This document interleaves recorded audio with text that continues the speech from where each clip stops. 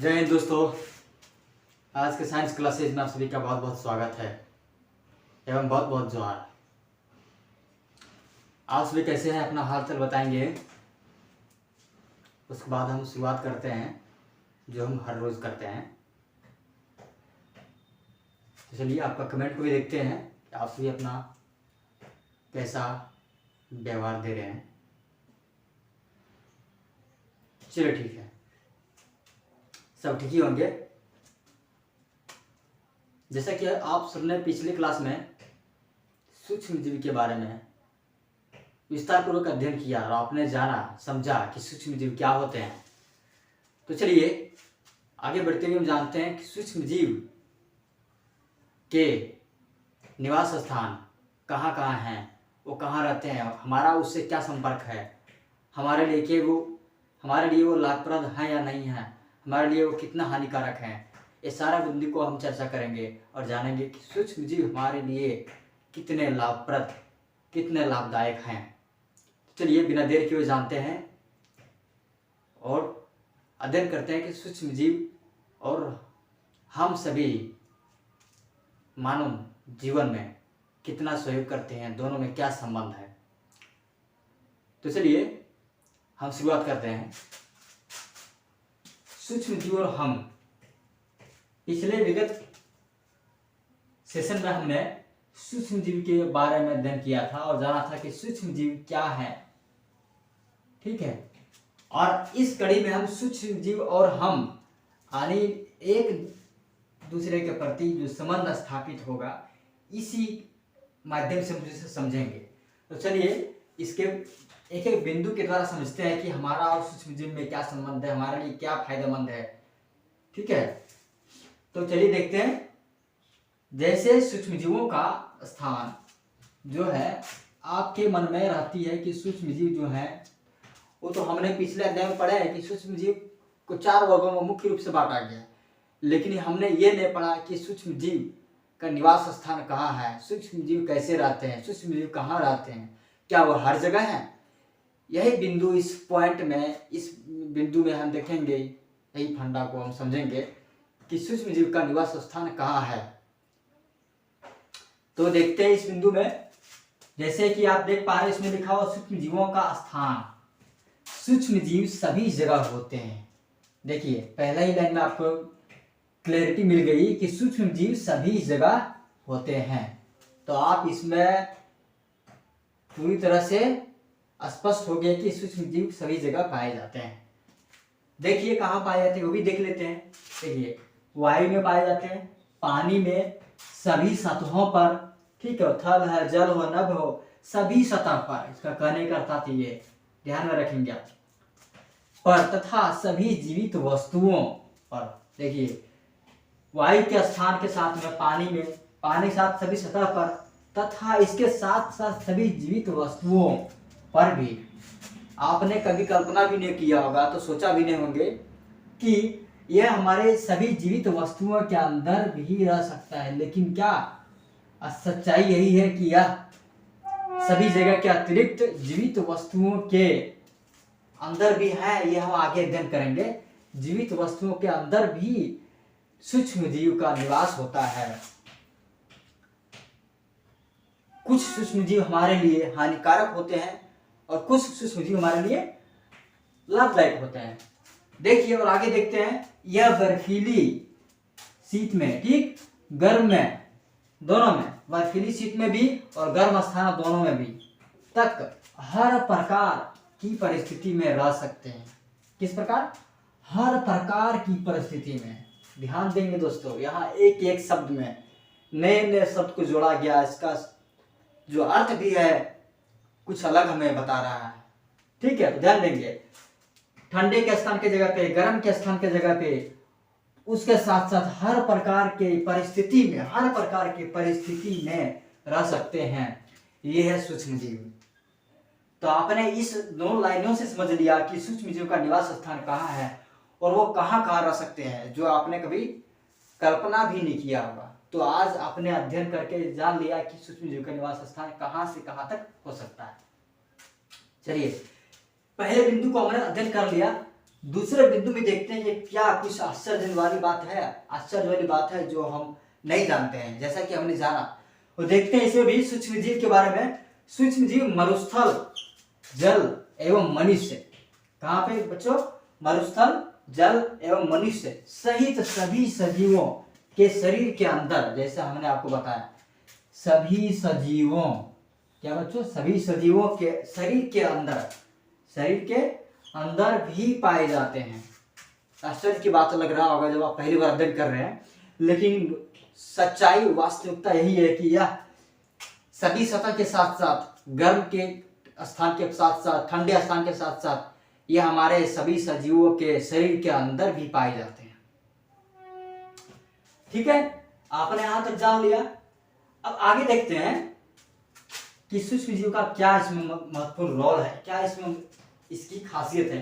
कुछ सूक्ष्म जीव अकेले रह सकते हैं। देखिए यहां तक ये है कि कुछ सूक्ष्म जीव जो है वो अकेले भी रह सकते हैं।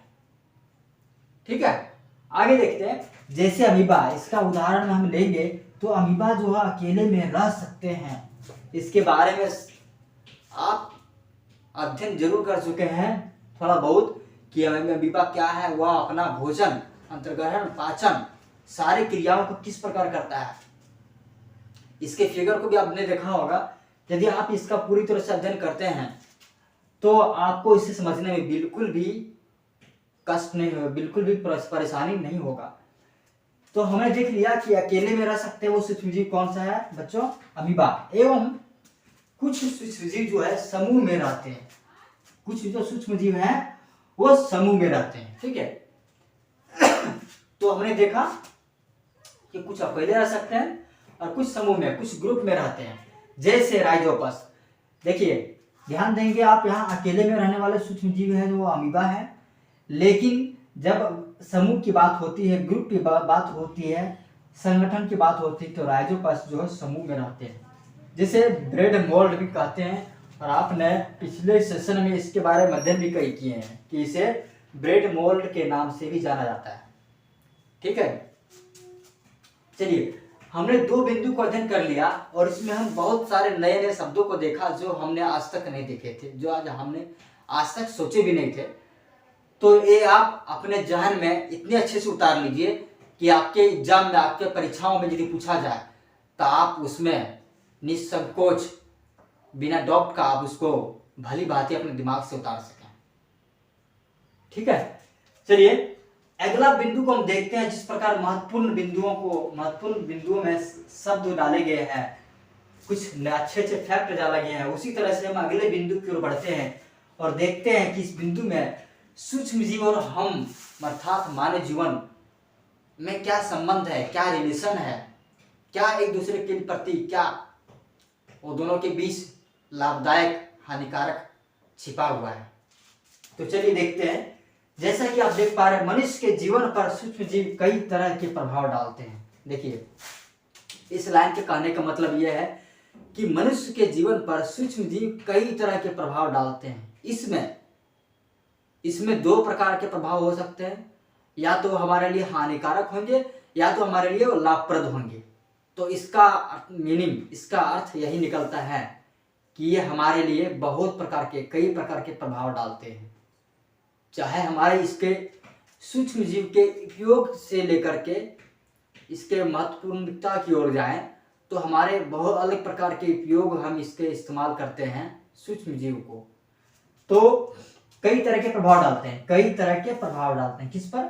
मानव जीवन पर। ठीक, देखिए अगला पॉइंट यहाँ पे है, ये साधारणतः चीज है। साधारणतः लोगों का विश्वास है कि सभी सूक्ष्मजीव हमारे लिए हानिकारक होते हैं। देखिए साधारणतः लोगों का मानना है, या तो और कभी सुने होंगे आप, देखे होंगे, लगता होगा कि सूक्ष्मजीव जो है, अरे ये तो सूक्ष्मजीव आपके लिए बहुत हानिकारक है, इसके कारण हुआ, आपको ये जीवाणु के कारण हुआ, आपको फलाने के कारण हुआ।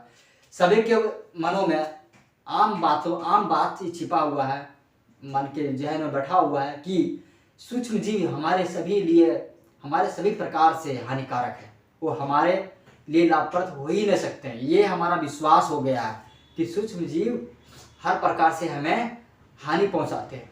लेकिन क्या ऐसा है दोस्तों? क्या ऐसा है बच्चों? देखिए, आप देखिए, समझिए, अवलोकन कीजिए और बताइए। ऐसा बिल्कुल भी नहीं है, ऐसा नहीं है।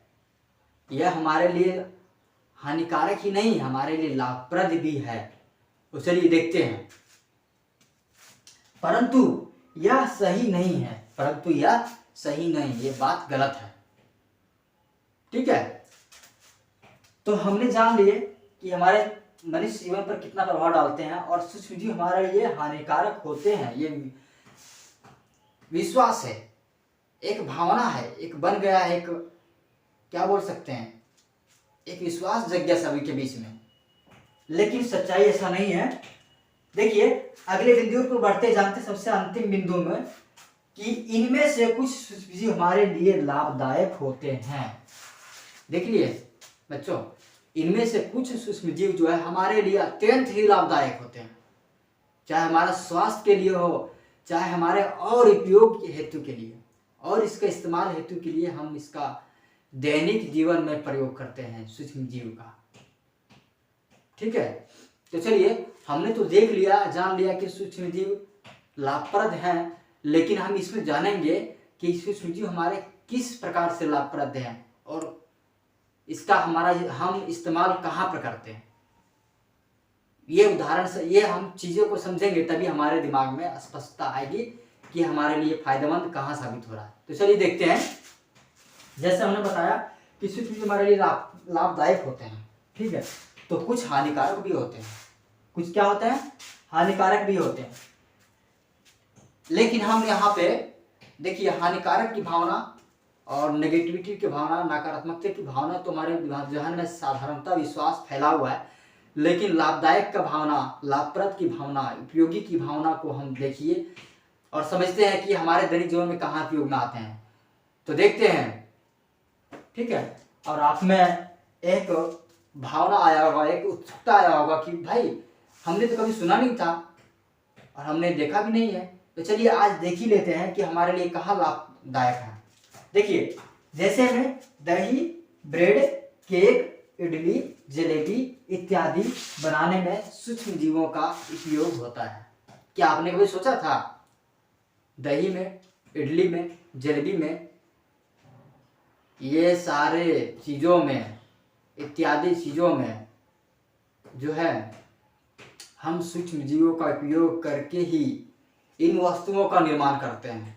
तभी इन वस्तुओं का निर्माण पूर्ण रूप से होता है, तभी हम इसे इस्तेमाल करके अपने स्वास्थ्य को अच्छे रखते हैं। तो समझ गए दोस्तों?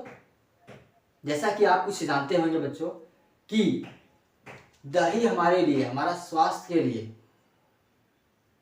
अत्यंत ही लाभदायक है, अत्यंत ही लाभप्रद है।